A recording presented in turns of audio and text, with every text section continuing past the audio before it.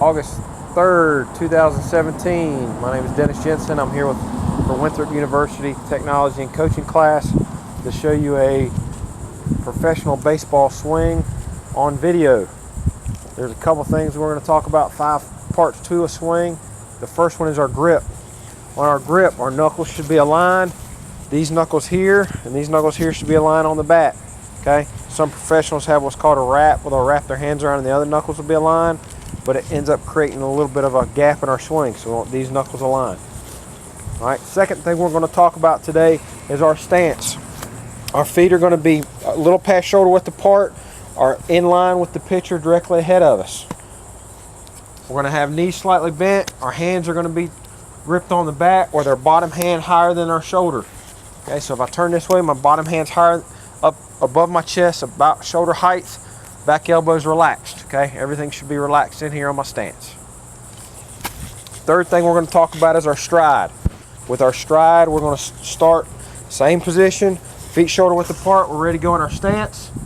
When the pitcher breaks his hands, we're going to step and push forward. So it'll start, we're going to have 60% of our body weight on the back hip, 40% on the front.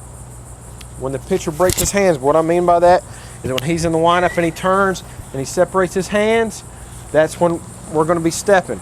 If we wait till too long when the pitcher is now releasing the ball, that is way too late, and that will cause us to be late on the pitch and not catch up to the velocity.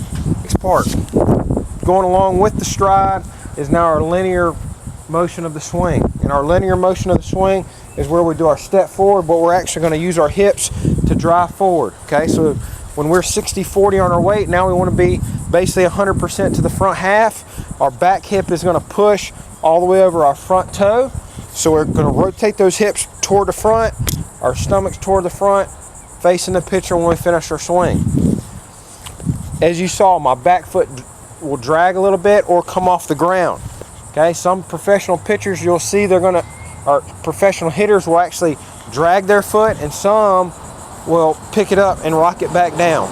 But they're all going to push that weight to that front hip to drive and have excess power going into the pitch. Our fifth part of the swing is going to be our rotational part of the swing.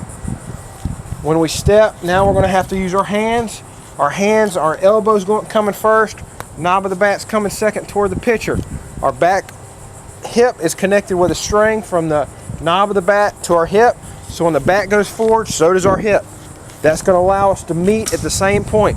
So our bat is going to meet the ball at the same point as our back hip and get more power that way.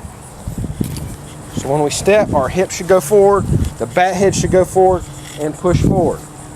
Follow through. Our follow through can be, once we push through the ball, can go to our shoulder, or we can go one-handed and come all the way up to a high finish. 2 coaching points for this is when we push to the ball, our elbows are always going to be bent. We're going to push through the ball straight forward to center field before coming around.